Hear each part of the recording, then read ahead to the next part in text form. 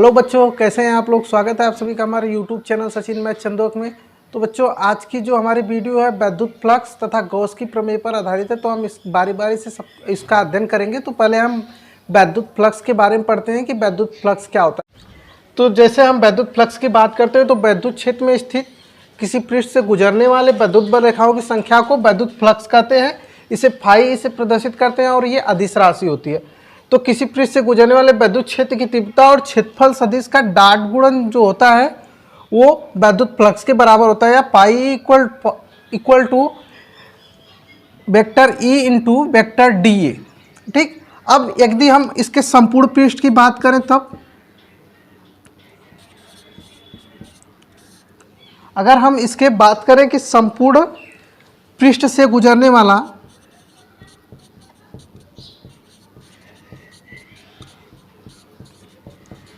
वैद्युत फ्लक्स, जब संपूर्ण पृष्ठ से गुजरेगा वैद्युत फ्लक्स तो ये इसका समाकलन हो जाएगा, या हम कह सकते हैं कि इंटीग्रल ई टी ए। जब ये संपूर्ण पृष्ठ से गुजरेगा वैद्युत फ्लक्स तो इसका समाकलन हो जाएगा कि phi equal to integral E D A, या इसको हम क्लोज इंटीग्रल भी कह सकते हैं कि ई डी ए। तो ये हमारा फार्मूला होगा। अगर अब हम बात करें कि जब डी ए और ई एक ही दिशा में हो और इनके बीच कोण थीटा बन रहा हो तो phi E equal to integral E D A cos theta. तो जब एक दिशा में होंगे तो इनके मध्य थीटा बनेगा। ठीक है, अब इस पे कई 3 ठो कंडीशन है, हम इसका बारी बारी से अध्ययन करेंगे। अब अगर बात करें कि जैसे हमको ये फार्मूला पता हो गया कि phi equal to integral close integral E D A cos theta या ई ए काश थीटा। ठीक, तो अब इस पे हम कंडीशन अप्लाई करते हैं। 3 कंडीशन है हमारे पास कि मान लेते हैं हम इफ़ या यदि थीटा इक्वल टू 0, अगर थीटा इक्वल टू 0 अंश हो तब क्या होगा, तो phi equal to E D A. चूँकि काश 0 इक्वल टू 1 होता है तो हम लिख सकते हैं इंटू 1 या इतना, phi equal to E D A या ई डी ए। अब ये जो आएगा ये मैक्स होगा, यानी कि जब थीटा 0 हो, यानी हम कह सकते हैं कि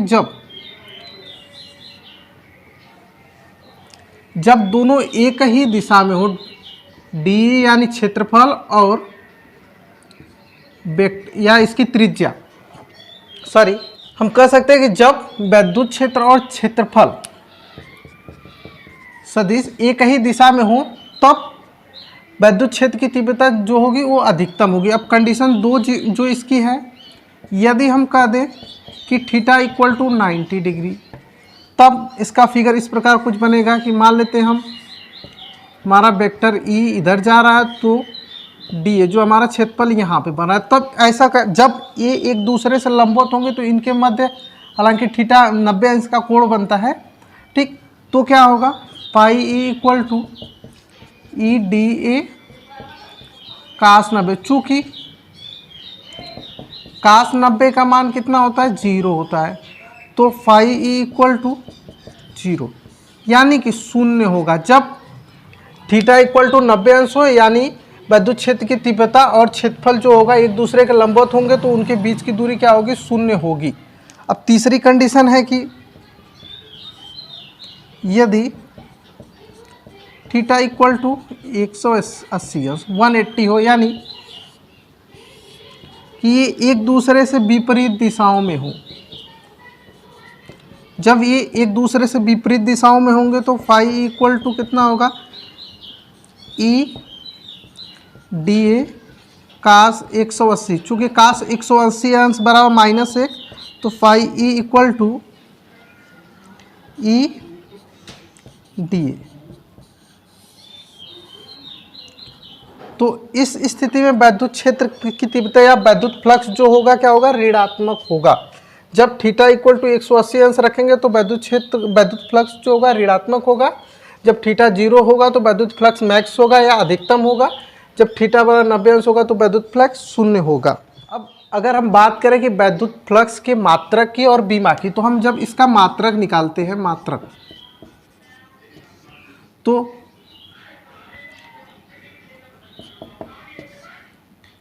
चूंकि pi equal to E D A है हमारे पास, तो ई जो है वैद्युत क्षेत्र की तीव्रता है, तो इसका मात्रक होता क्या है, न्यूटन पर कूलम। क्षेत्रफल का मात्रक कितना होगा, मीटर स्क्वायर, या हम कह सकते हैं इसको कि न्यूटन मीटर स्क्वायर पर कूलम, न्यूटन मीटर स्क्वायर पर कूलम, ये इसका मात्रक हो जाएगा। अब अगर बात करें इसके बीमा की, डायमेंशन की, तो बीमा क्या होगा, pi equal to E D A, चूँकि ई का मात्रक है न्यूटन मीटर है, इसका कूलम है, तो अगर हम बीमा निकालें तो न्यूटन का बीमा, न्यूटन जो है बल का मात्रक होता है, तो M L T minus 2, metre का एल स्क्वायर, कूलम का ए टी। तो यहाँ से निकल के आएगा M L 3 T minus 3 A minus 1, ये इसकी बीमा हो जाएगी। अगर हम इसका यम के एस पद्धति में मात्रक निकालें तब, तो यहाँ बीमा से ही निकाल सकते हैं कि यम से क्या होगा, किग्रा, ये क्या है, metre cube second minus cube, और एम्पियर -1, तो किग्रा मीटर क्यूब सेकेंड माइनस की एम्पियर -1, ये एम की एस में मात्रक आ जाएगा इसका। अब वैद्युत फ्लक्स जो होता है धनात्मक और ऋणात्मक दोनों प्रकार का हो सकता है। जैसे जब वैद्युत बल रेखाएं पृष्ठ से बाहर जा रही होंगी तो वैद्युत फ्लक्स धनात्मक होगा, जब पृष्ठ के अंदर आएंगी तो वैद्युत फ्लक्स होगा वो ऋणात्मक होगा, और जब वैद्युत बल रेखाएं पास होंगी तब वैद्युत फ्लक्स जो होगा प्रबल होगा, जैसे ही वो दूर दूर जाएंगे वैद्युत फ्लक्स जो हो जाएगा दुर्बल हो जाएगा, या वैद्युत क्षेत्र दुर्बल हो जाएगा। अब है कि गॉस की प्रमेय या गॉस थ्योरम, या इसको गाउस भी बोलते हैं। तो गॉस की थ्योरम क्या है कि किसी बंद पृष्ठ से गुजरने वाला वैद्युत फ्लक्स उस पृष्ठ पर उपस्थित आवेश की मात्रा का 1/ε0 या 1/ε0 गुना होता है, अर्थात phi E equal to Q upon ε0। ये इसका फार्मूला होगा या सूत्र होगा कि किसी बंद पृष्ठ से गुजरने वाले वैद्युत फ्लक्स उस पृष्ठ पर उपस्थित आवेश की मात्रा के 1/ε0 गुना होता है, तो phi equal to Q upon ε0। लेकिन अगर हम कहें कि लेकिन वैद्युत flux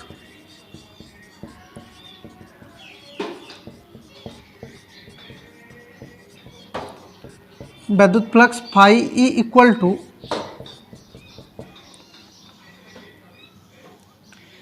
E D A, phi E equal to integral E D A, तब तो phi E equal to E D A, या हम कह सकते हैं कि क्यू अपान ε0, दोनों हो सकता है। ये इसका स्टेटमेंट है। अब इसका हम प्रूफ देखेंगे। इसमें जो अंसाइलम नाट है, अंसाइलम जो नाट है, निर्वात की वैद्युतशीलता जिसको बोलते हैं हम,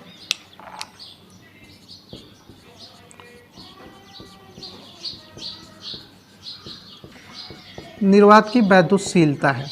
तो अब ये इसका स्टेटमेंट था, कथन था, जिसको हम कथन भी बोल सकते हैं। तो इसका हम प्रूफ देखेंगे आगे।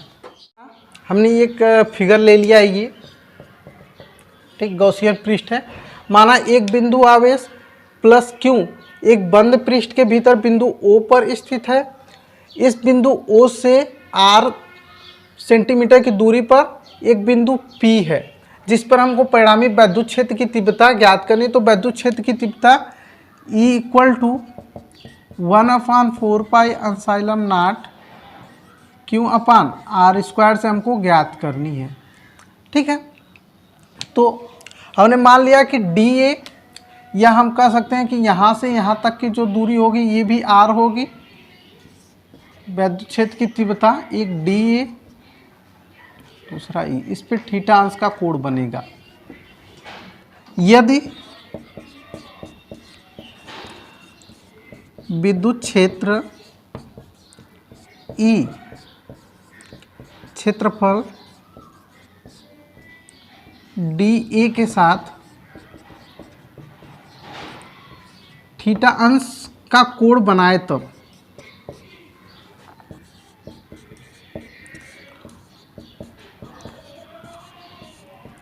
जब बिंदु E dA के साथ थीटा अंश का कोण बनाता है तब क्या होगा, तब phi E equal to close integral E dA, तो इसको लिख सकते हैं phi E equal to close integral E dA cos theta, समीकरण 1 से,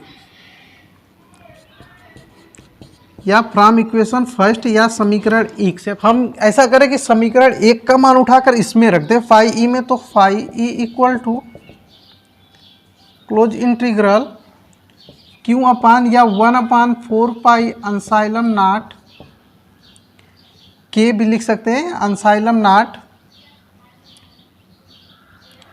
dA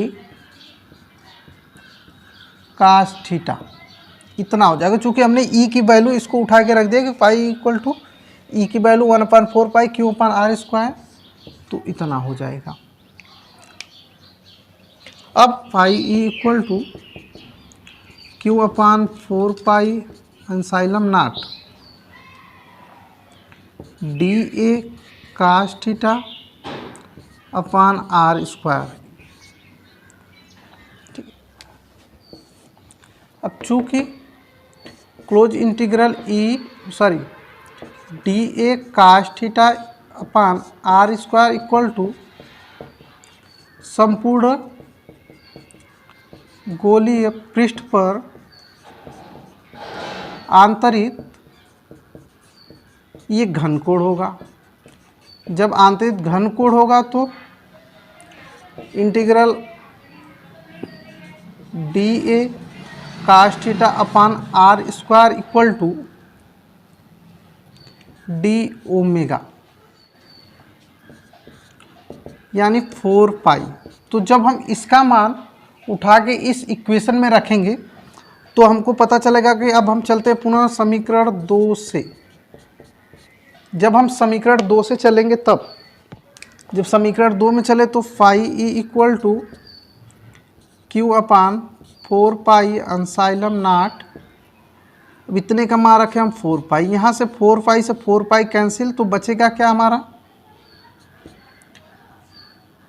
Q upon epsilon naught. तो हम लिख सकते हैं कि phi E equal to Q upon epsilon naught. तो यही जो होगा हमारा गॉस की प्रमेय का सूत्र है। ठीक, phi equal to Q upon epsilon naught, यही गॉस की प्रमेय के सूत्र। अब सूत्र से स्पष्ट है कि जो वैद्युत फ्लक्स पे आप बिंदु आवेशित क्यों है और एप्सिलॉन नॉट का जो अनुपात हो क्या फाई E के बराबर है। तो हम कह सकते हैं कि